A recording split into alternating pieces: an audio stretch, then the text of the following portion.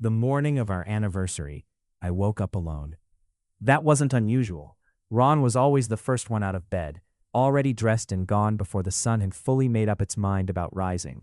I used to hate it, back when we first moved in together, that cold stretch of mattress beside me, the indent of his body already cooling by the time my eyes opened. Now, 3 years into marriage, I'd made a kind of peace with it. Ron Rice was many things, but a man who lingered in bed was not one of them. What was unusual was the silence. No coffee smell drifting up from downstairs. No low murmur of the morning news he always left running in the kitchen. No sound of his car idling in the driveway before backing out. Just the house, sitting around me like a held breath, and the pale gray light of a February morning pressing against the curtains. I lay there for a moment, staring at the ceiling, counting the small cracks in the plaster that I kept meaning to fix and never did. Our anniversary, 2 years, the church, the small ceremony, the look on Ron's face when I walked toward him, that expression he wore sometimes, the one that made him look less like the composed, certain man the rest of the world saw, and more like someone who couldn't quite believe his luck. I smiled at the ceiling, alone and a little silly about it. Then I reached for my phone. No message from Ron. I told myself that was fine. He was probably in back-to-back meetings. His firm had been running him ragged for weeks.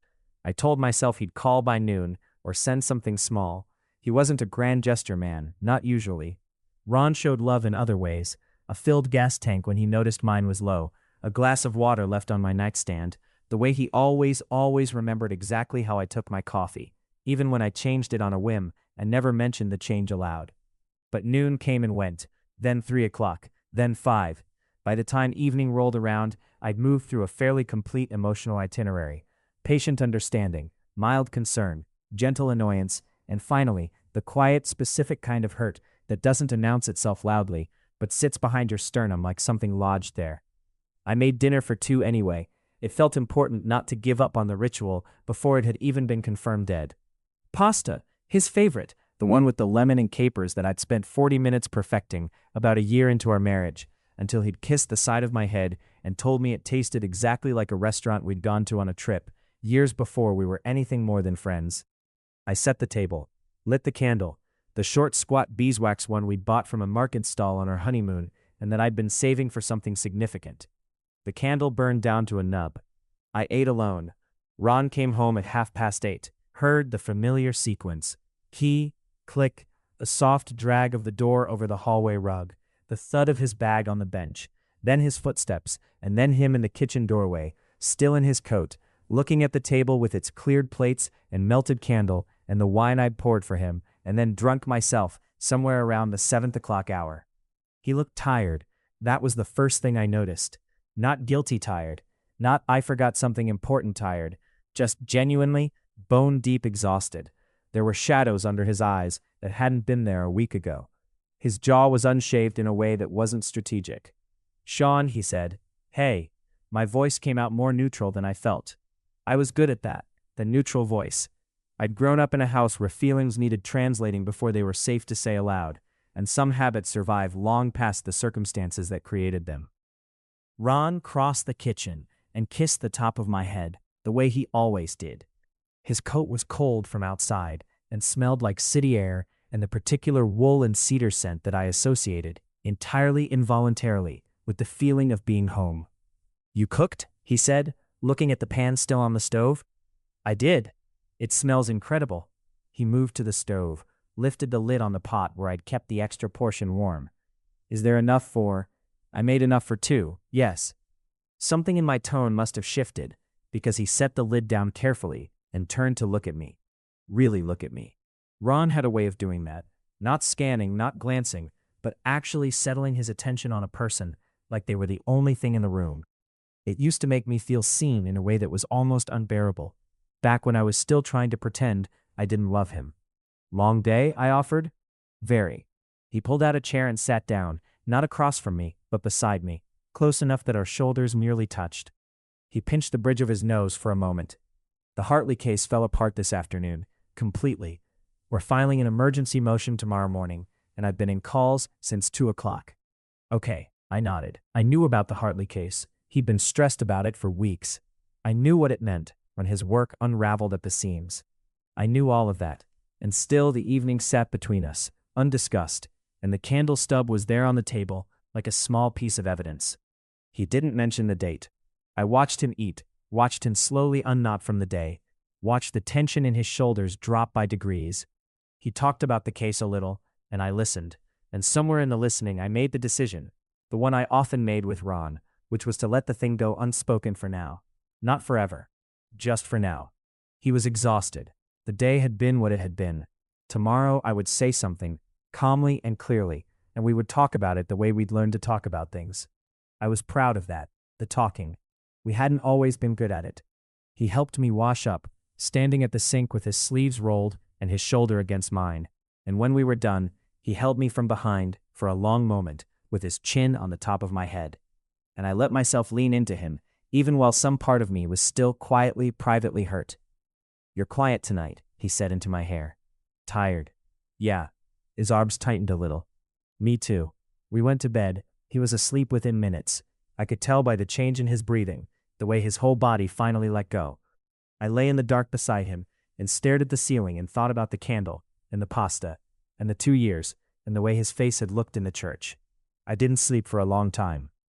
I had rebuilt the whole event into something manageable in my head. Ron had forgotten. It happened. He was under enormous pressure, and the date had slipped, and it was one evening, not the whole marriage. We were fine. We were going to be fine. I told myself all of that in the bathroom mirror, while the shower ran hot and the steam rose around me. I told myself it with conviction. I mostly believed it. What I didn't do was bring it up at breakfast, because Ron was already on his phone when I came down, already half-dressed in his work clothes, already 3/4 of the way out the door mentally. He looked at me over the phone with an expression that was apologetic and helpless in equal measure, and I waved a hand, "Go, it's fine," and poured myself coffee and stood at the kitchen window and watched the neighbor's cat walk the top of the fence with great dignity. He left with a quick kiss to the corner of my mouth and a muttered promise to be home by 7. The house settled back into its morning quiet. I sat with my coffee for a while, and I thought about the early days, back when we weren't married, back when we weren't even quite friends yet, back when Ron Rice was just the infuriatingly composed man who'd started attending the same early morning running group, and who had a habit of finishing exactly 2 minutes ahead of everyone else, without appearing to try. I disliked him on principle at first. He was too certain, too contained, the kind of man who made you feel slightly chaotic by comparison. It took me a long time to realize that the certainty wasn't arrogance. It was just how he was built.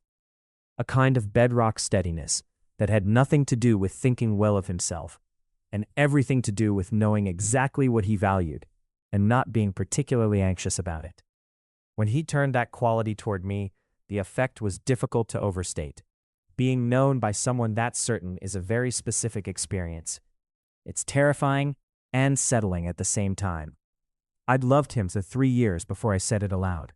He'd been in love with me for roughly the same amount of time, though neither of us knew the other felt it. And we'd spent an extremely inefficient couple of years being very good friends and extremely poor communicators.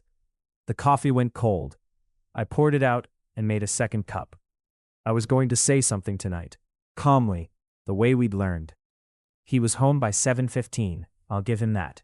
I was on the sofa with a book I wasn't reading when I heard his key. I listened to the sequence, door, bag, footsteps, and I set the book down and I thought, okay, here we go. Calmly, he came into the sitting room and stopped just inside the doorway, and something shifted on his face. Not guilt exactly, more like a recognition. His eyes moved around the room and came back to me, and he looked for just a moment like a man doing a rapid internal calculation. "Sean." "Hi." He sat down in the armchair across from me, not beside me this time. Across, which was the configuration we defaulted to when something needed to be said directly. I appreciated that he knew. Even without me telling him explicitly what this was about, he knew enough to sit in the talking chair. "You're about to tell me I did something wrong," he said. "I'm about to tell you something that hurt my feelings. Whether or not it was wrong is somewhat beside the point." He nodded slowly. He had that look on his face, the listening one. Fully present. Waiting. I took a breath. "It was our anniversary yesterday." The silence that followed was not a long one, but it had a quality to it, a density. I watched his face. Watched the moment land, watched him receive it. His expression didn't collapse into performance. Ron wasn't a performer. It simply changed, became something quieter and more complicated. I know, he said. I blinked. You know? I know it was our anniversary. I stared at him. You didn't say anything, you didn't. There was nothing. No message, no call. You came home at 8:30 and you didn't. I know. His voice was level, but underneath the level there was something strained. I know, Sean. I'm aware of exactly how yesterday looked. Then why? Because it was a catastrophic day at work, and I was in back-to-back calls from 2 in the afternoon, and I came home, and I was running on about 4 hours of sleep, and I dropped the ball. The way I'd planned to handle it, the timing of it, all of it went sideways because of the case, and I came home, and He stopped. Something moved through his expression. I looked at the table. I saw the candle. I knew. I didn't say anything. I was watching him too carefully to speak. I've been planning something since January, he said. The words arrived in the room and rearranged something.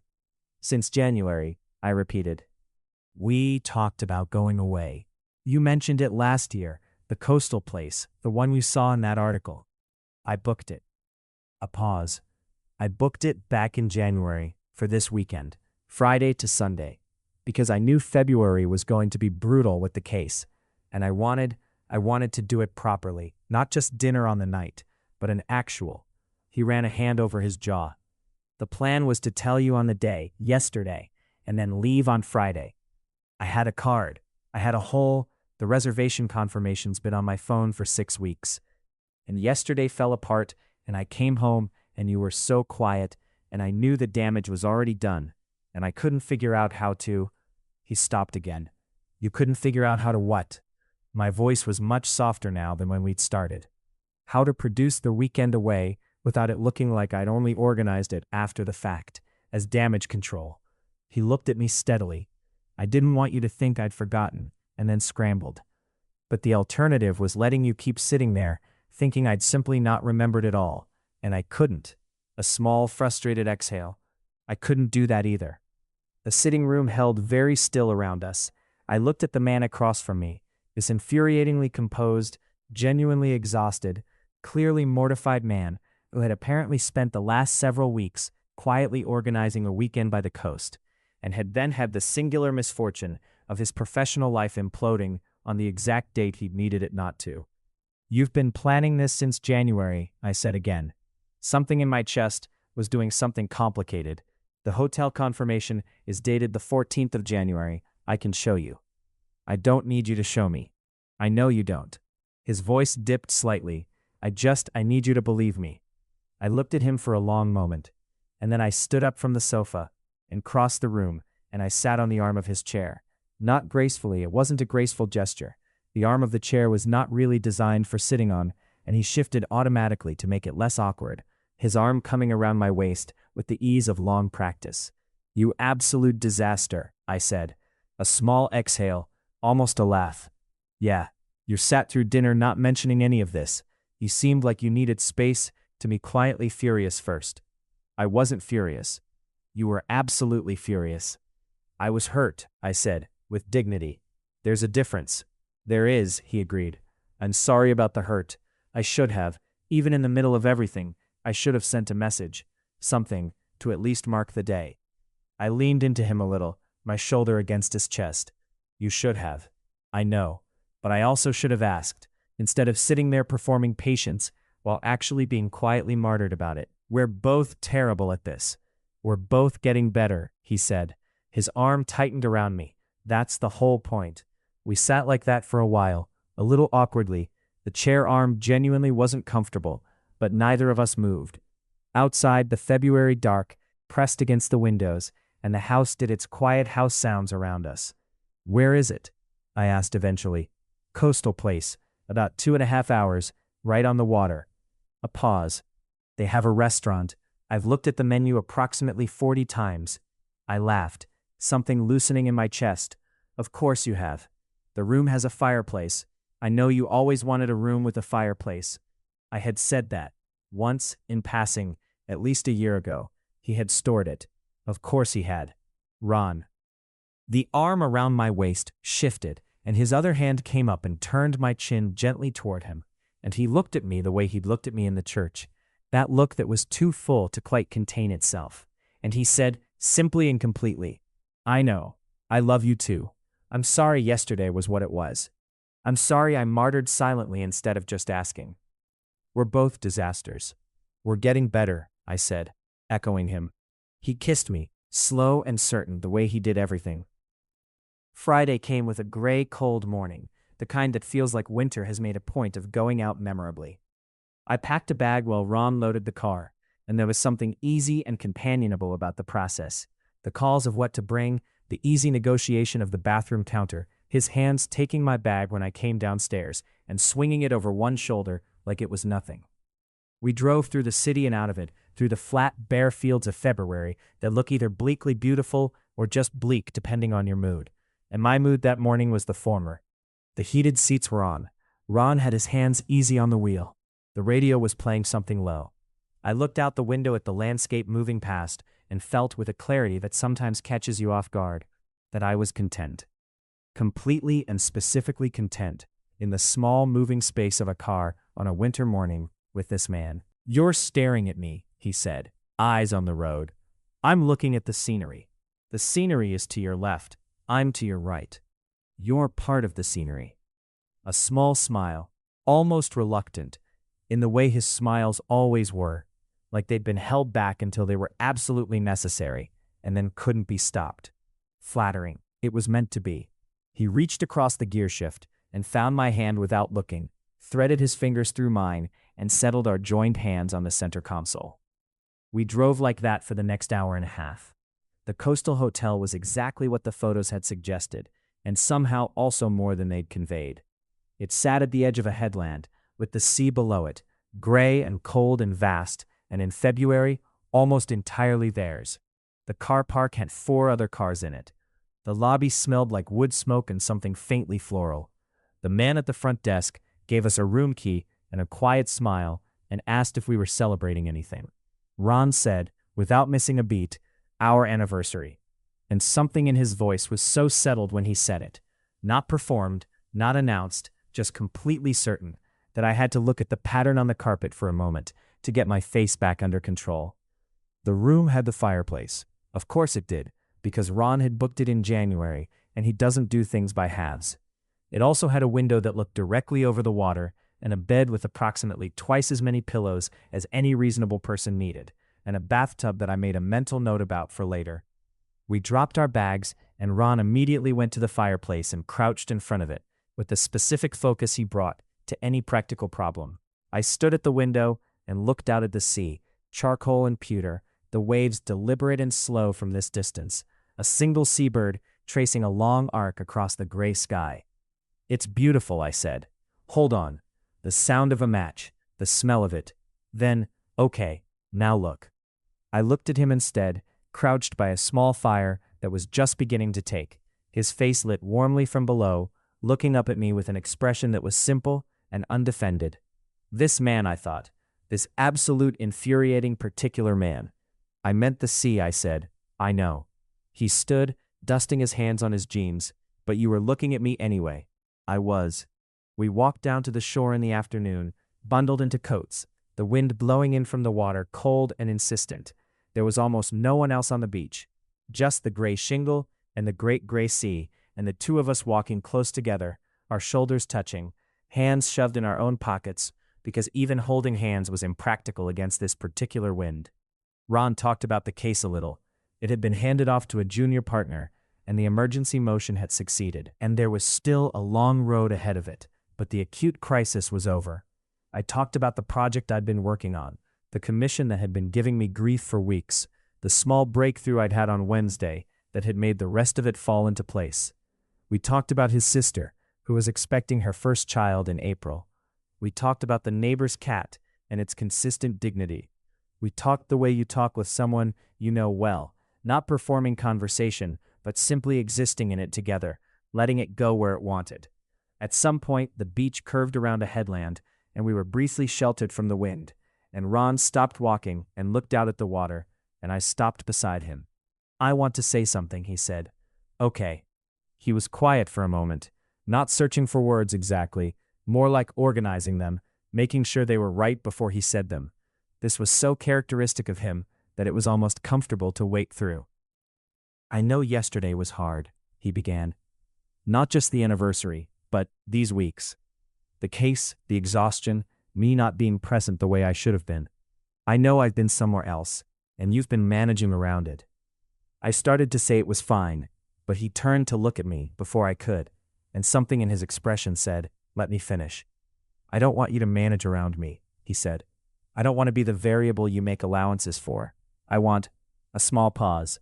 I want to be the person who shows up, Sean. Consistently. Not perfectly, but consistently. And I haven't been doing that lately, and I'm aware of it. And he seemed to run out of sentence structure, which for Ron was genuinely unusual. He was not a man who ran out of sentence structure. I watched his profile against the gray sky and felt something large and warm moving in my chest. "I'm not going anywhere," I said. He looked at me. "I'm not managing around you, not the way you mean. I married you knowing that some months your work would eat you alive. I knew that going in. We talked about it." I shifted a little on the shingle, the stones unstable underfoot. I was hurt on Wednesday, that's true, and I should have said something instead of performing stoic patience. But that's my thing to work on, not a verdict on the marriage. I paused. "You planned this since January." I did. "That's not a man who's not showing up." He was quiet for a moment, looking at me. The wind came back around the headland and moved through his hair, and the sea was doing its huge and different thing behind him. "You always do that," he said eventually. "Do what?" "Find the version of events that's most generous to me." "I find the version that's accurate." I tilted my head. They happen to be the same thing fairly often. Something passed through his face that was very close to undone. He reached out and put his hand on the side of my jaw, his thumb against my cheekbone, and looked at me from a distance of about 6 inches with that expression, the one that was too full for its container. 2 years, he said. 2 years, I agreed. I'd do it again from the start. The whole long stupid beginning, the running group, the 3 years of pretending, all of it, completely certain, because it made this. I covered his hand with mine. The wind pushed at us both. The sea went on with its enormous indifferent business in the background, and we stood in this small shelter of headland, and I thought about the church again, that moment, walking toward him, the look on his face, and I thought about the kitchen, and the candle, and the sitting room, and him saying, "I need you to believe me. Ron?" I'd do it again too, for the record. He kissed me there on the beach, in the cold, tasting of sea air, his hands on either side of my face. And it was clumsy and slightly difficult with all the wind, and not the most graceful moment of our marriage by any standard. But it was ours, completely and specifically ours, and I thought that was about the best thing you could say about any moment. Dinner that night was the restaurant Ron had looked at 40 times. We dressed up a little, not dramatically, but the nicer versions of ourselves. I wore the dark shirt he'd told me once, in passing, that he liked the color of. He wore the watch his father had given him, which only came out for significant occasions. We sat by the window with the dark sea below us, and candles that were not burning down to stubs because of sadness, but were burning cheerfully and on purpose. The food was extraordinary. We ate too much and said so, and ate a little more anyway. He had wine. I stuck to water, because I'd been slightly headachy all day, and had learned to read my body's weather warnings. He refilled my glass without being asked, his hand steady on the jug. We talked about everything and nothing. Our friends, their various dramas. The holiday we'd vaguely discussed taking in the autumn. Somewhere warmer. Somewhere with an airport rather than a car journey. His mother's birthday, and the annual question of what on earth to get her. My brother in the new flat, and whether it would actually happen this time or collapse again at the final stage the way it had twice before. At some point between the main course and dessert, when the conversation had drifted into comfortable quietness, he reached across the table and put his hand over mine. Just rested it there. He wasn't looking at me with any particular significance. He was looking out at the dark window, at the reflection of the room floating over the black water, but his hand was warm and steady and present. "What?" I said. "Nothing." Still looking at the window. Just a small pause. Happy. I turned my hand over under his, so our palms were together. "Yeah," I said. "Me too." Later in the room with the fire burned low, and the windows full of dark sky, I lay awake for a while with Ron asleep beside me, and the sound of the sea, low and constant and enormous, coming through the glass. I thought about what he'd said on the beach. I'd do it again from the start. I believed him absolutely. This was one of the more disorienting things about Ron. There was no part of him that dissembled about what he felt. When he said something like that, it wasn't performance or reassurance or the thing you say in a romantic moment. It was a statement of fact, cataloged and settled. He'd do it again. Of course he would. He was Ron. I thought about the January 14th confirmation on his phone. 6 weeks he'd been carrying that, thinking about it, anticipating this weekend. While the case was eating him alive, while the sleepless nights were stacking up, while I was watching him move through the house like a man who'd forgotten where the pause button was, he'd had this in his pocket, this small, careful plan. I thought about the card he'd mentioned. There was a card. I hadn't asked about it, and he hadn't produced it, and perhaps that conversation was still ahead of us, or perhaps it had found its way into the weekend in other forms. The beach, the fire, the dinner, his hand over mine. Perhaps the card was already redundant by the time we got here. But I thought I might ask about it. Tomorrow, over breakfast, maybe. Not because I needed the piece of paper, but because I found I wanted to know what he'd written. Ron wrote differently than he talked, more willing to put things plainly, that he might qualify aloud. I'd saved every note he'd ever left me, the whole archive of them, in a box in the wardrobe at home. 3 years of leaving the house notes and grocery annotations, and the occasional longer thing on better paper when something mattered enough to write down. The sea kept going. The fire was just coals now, dim and orange. I shifted closer to him, fitting myself into the familiar configuration, his arm moving in sleep to accommodate me, the way it always did, some automatic adjustment, some buried knowledge his sleeping body had of where I was supposed to be. His breathing was slow and even. The shadows under his eyes had been lighter tonight at dinner.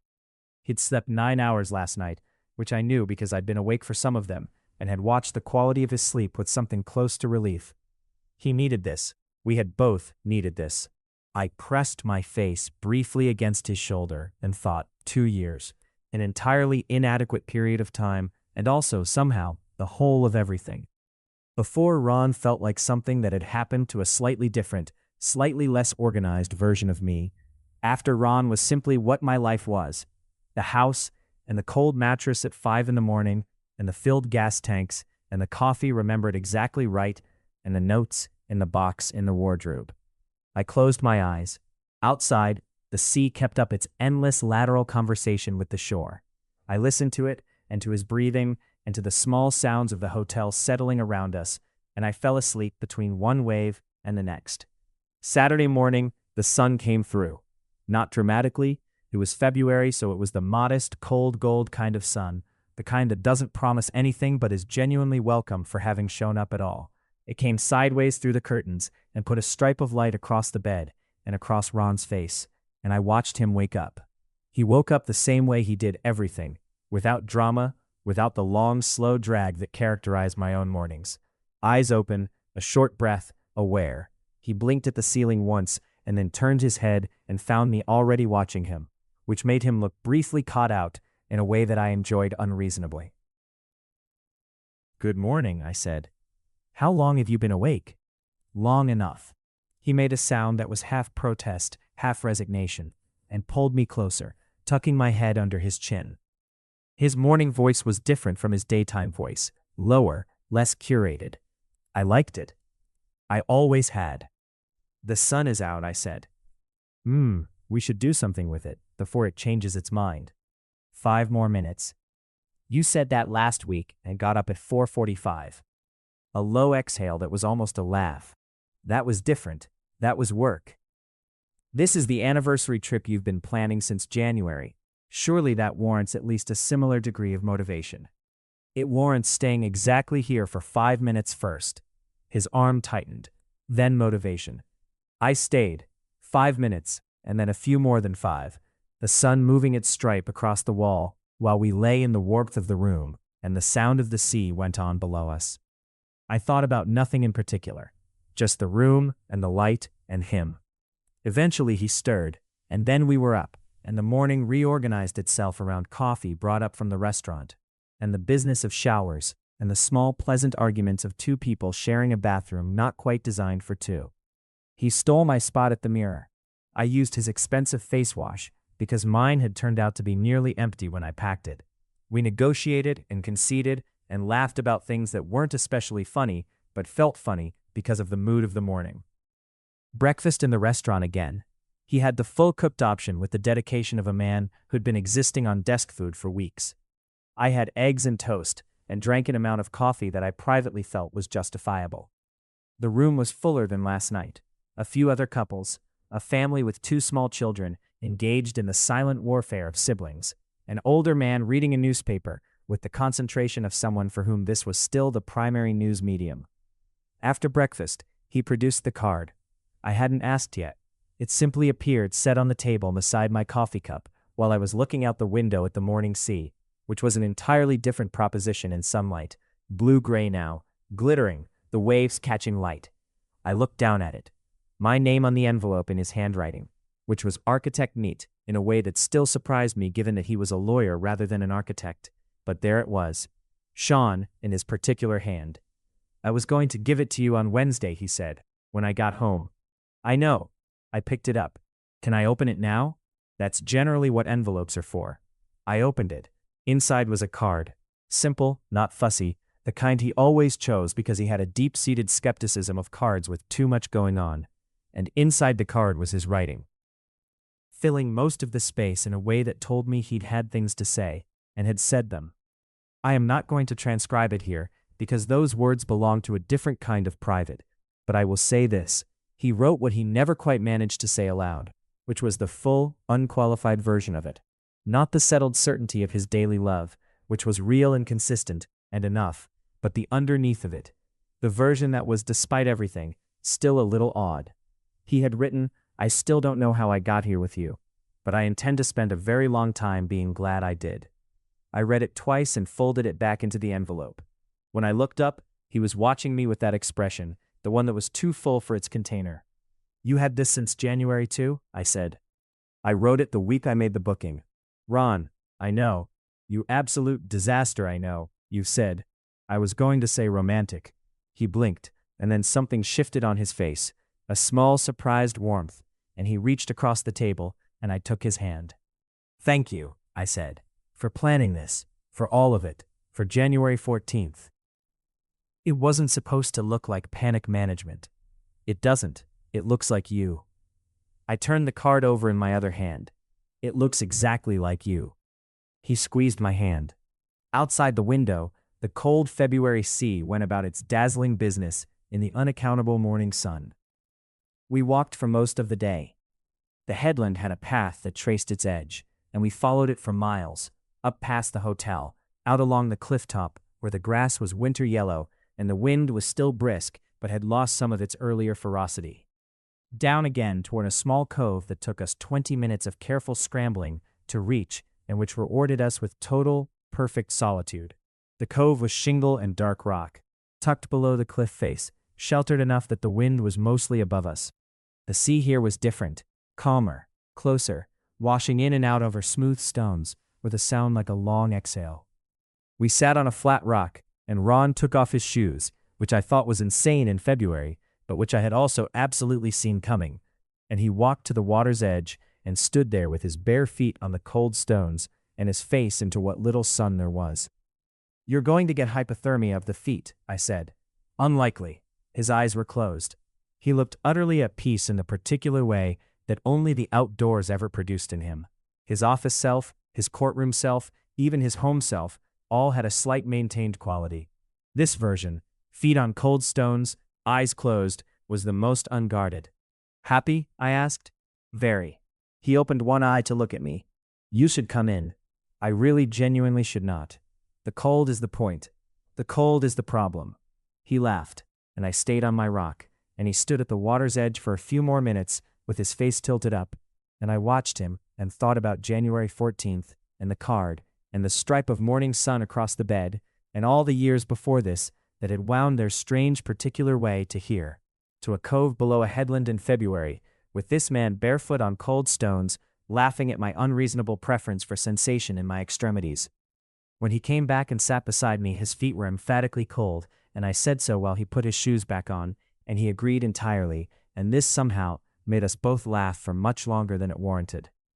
We ate lunch at a small place we found when we eventually made it back along the cliff path and down to the small town at the headland's base, a counter cafe with mismatched chairs and a blackboard menu, and soup that arrived in deep bowls that were too hot to hold properly. We ate at a table by the window and watched the street outside, and talked about nothing important for a long time. He told me a story about his first year of law school that I'd never heard, something involving a moot court competition and an argument he'd been completely certain about and entirely wrong on, which had apparently been a formative experience in the art of being wrong gracefully. I told him about a summer I'd spent at 16 trying to teach myself to paint, with results that were, by my own admission, catastrophic, and the particular painting of our dog that had been so bad it had reportedly made my mother feel sad for the dog. We had known each other for years, and there were still stories. I thought that was one of the gifts of a long friendship before the rest of it. The reservoir of untold things, the years of life, lived before the mutual orbit that kept producing new material. The afternoon turned to early evening while we sat there. We ordered more coffee. The cafe owner, a woman of about 60, with excellent earrings and the unhurried quality of someone who ran a business on her own terms, came to ask if we needed anything else with the manner of someone who was, in fact, offering permission to stay as long as we liked. We stayed until it was properly dark outside, and the streetlights were doing their warm orange work on the wet pavement. Walking back to the hotel, our shoulders were close and our breath made small clouds. The sea was audible but invisible. Its presence felt more than seen, its sound a background note beneath the crunch of our footsteps. He put his arm around my shoulders, and I put mine around his waist, and we walked back up the hill like that, a little awkward with it, adjusting pace, navigating each other's rhythm. "This is not optimal walking configuration," he said. "No. We could hold hands. We could." Neither of us changed the configuration. The second night, the fire was going again. I'd built it this time, with questionable technique and a lot of persistence, and eventual, genuine success, which Ron had observed from the armchair with a studied neutrality that was itself a form of faith, and that pleased me disproportionately. The room was warm, and the windows were dark, and the sea was out there doing its enormous thing. We'd had room service rather than the restaurant. Something lower key, less occasion, more comfort. Ate on the bed, which was definitely against some rule somewhere, and that made it better.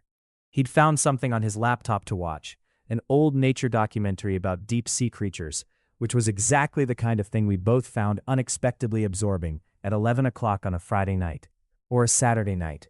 I'd lost track of what day it technically was, which was its own kind of luxury.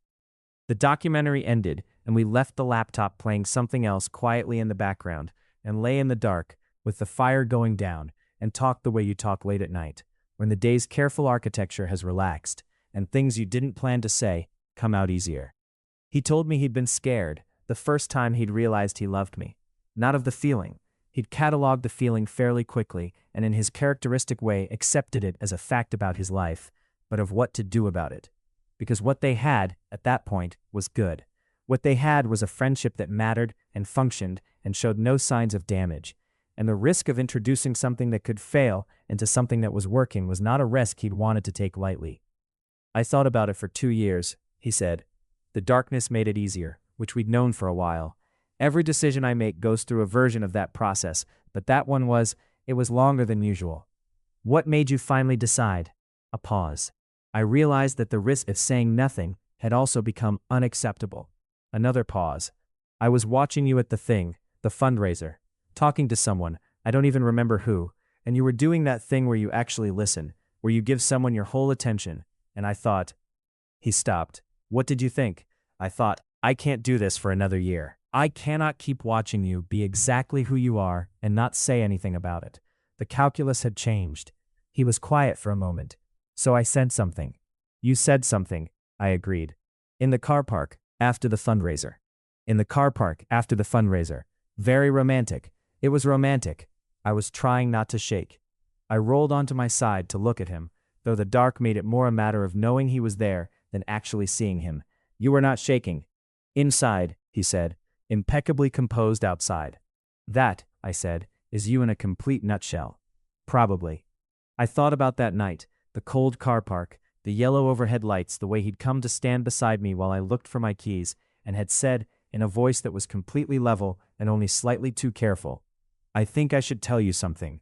And then had told me, clearly and directly and entirely without performance, which was somehow more exposing than any dramatic declaration could have been.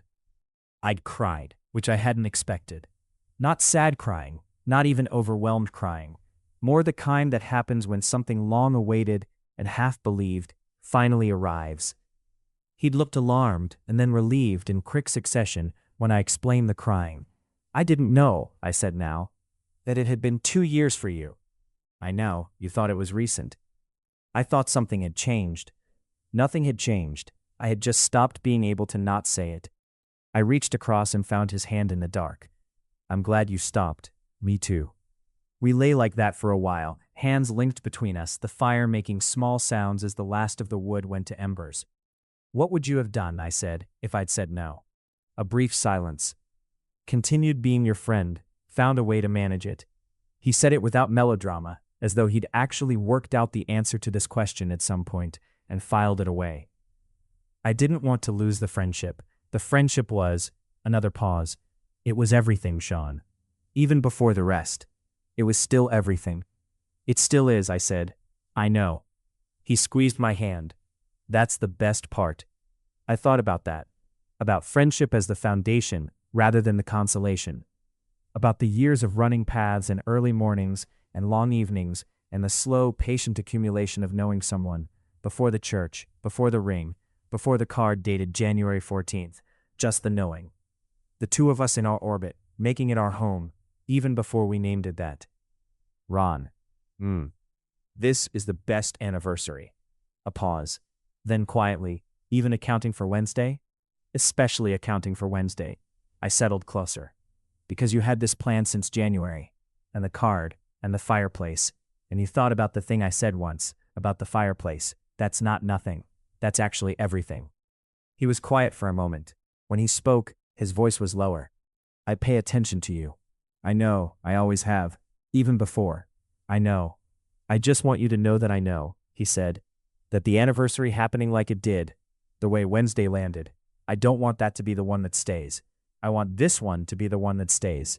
I thought about the stripe of morning light, the cold cove, his feet on shingle, the card in my pocket, the soup too hot to hold, walking back up the hill in the dark. "It is," I said. "Trust me, this is the one that stays." The fire was mostly embers now, warm and low. The sea went on outside, permanent and unconcerned. He pulled me close and I let him, and the room was the temperature of somewhere you're supposed to be.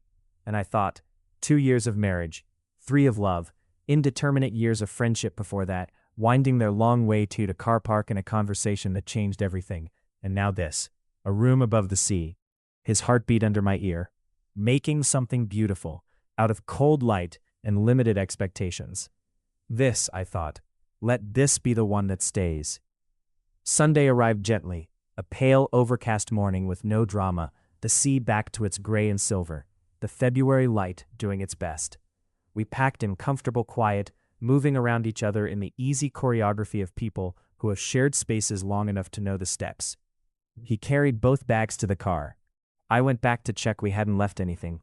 We had. It was his charger, which was in the same place chargers always hide, and from which we had apparently not yet learned. Checkout was brief and warm. The woman at the desk, different from Friday, a younger person with a pleasant efficiency, said she hoped we'd enjoyed our stay. Ron said we had, and thank you, and there was something in the simple confidence of the way he said it that I had always found quietly extraordinary.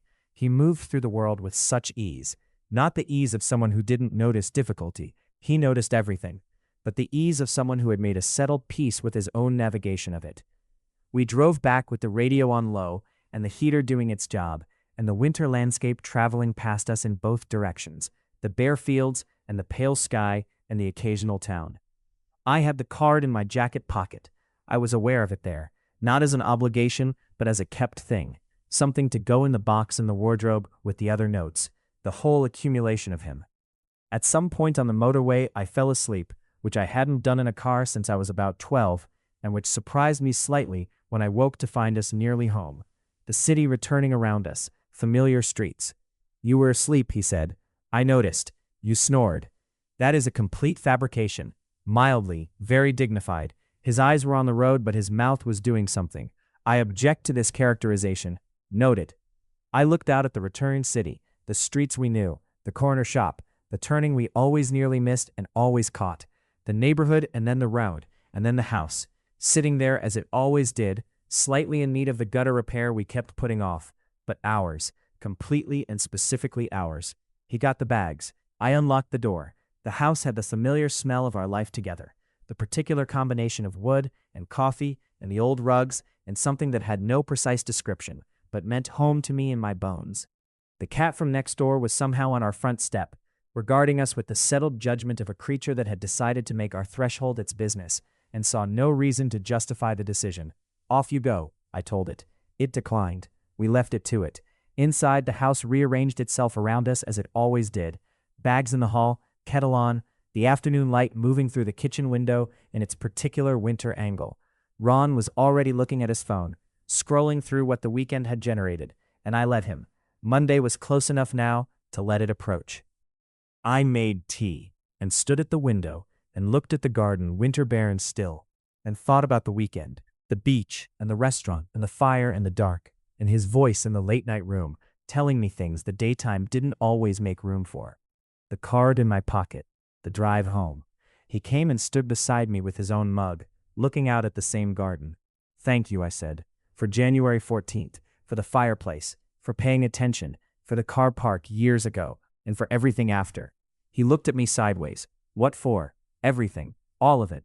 He leaned over and pressed his lips briefly to my temple. His mug was warm against my arm. Happy anniversary, he said. 2 days late, perfectly on time. Happy anniversary, I said back.